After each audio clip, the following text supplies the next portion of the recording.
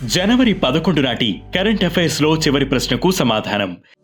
నీతి ఆయోగ్ పాత పేరు ఏంటి?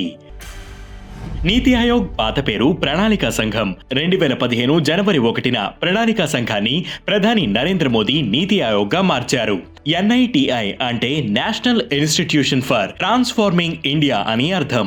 దేశంలో అన్ని రాష్ట్రాల సీఎంలు, గవర్నర్లు, కేంద్రపాలిత ప్రాంతాల లెఫ్టినెంట్ గవర్నర్లు నీతి ఆయోగ్ లో పాలక మండలి సభ్యులుగా ఉంటారు. ఇక మొదటిది జడ్మోట్ సొరంగం ప్రారంభం. దేశానికి వ్యూహాత్మకంగా అత్యంత కీలకమైన జడ్మోట్ సొరంగ మార్గాన్ని ప్రధాని నరేంద్ర మోదీ జనవరి 13న ప్రారంభించారు. 6.5 కిలోమీటర్ల పొడవు ఉంటే ఈ టన్నెల్ శ్రీనగర్ ను లేహ్ తో అనుసంధానం చేస్తుంది. దీనివల్ల రెండు ప్రాంతాల మధ్య ప్రయాణ దూరం 3.5 గంటలు తగ్గుతుంది. ఇక రెండవది BCCI సెక్రటరీగా దేవజిత్ సైకియా.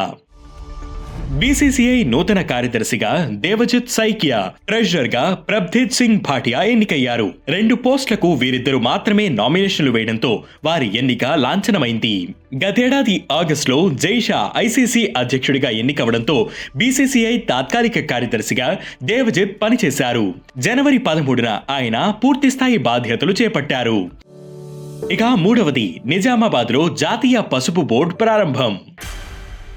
కేంద్ర మంత్రి పీయూష్ గోయల్ నిజామాబాద్ లో పసుపు బోర్డును వర్చువల్ గా ప్రారంభించారు. దీనికి చైర్మన్ గా బీజేపీ నాయకుడు పల్లె రంగారెడ్డిని నియమించింది కేంద్రం. 2023 అక్టోబర్ 1న మహబూబ్ నగర్ లో నిర్వహించిన సభలో ప్రధాని మోదీ పసుపు బోర్డును ఏర్పాటు చేస్తామని ప్రకటించారు. ఇక నాలుగవది ఏప్రిల్లో Bima Sugam. Insurance Regulatory and Development Authority of India April నెలలో బీమా సుగం ప్రాజెక్టును ప్రారంభించనుంది. ఇదొక డిజిటల్ ప్లాట్ఫామ్. దీని ద్వారా కస్టమర్లు సులభంగా బీమా పాలసీలను ఎంచుకోవడంతో పాటు ఈజీగా కొనుగోలు చేయవచ్చు. పేపర్లెస్ హెల్త్ కవరేజ్ నుంచి డెత్ క్లెయిమ్ల వరకు అన్ని ఇక్కడే చేసుకోవచ్చు. ఇక ఐదవది హజ్ యాత్రకు అగ్రిమెంట్ పూర్తి. 2025 హజ్ యాత్రకు సంబంధించిన అగ్రిమెంట్ పూర్తయింది.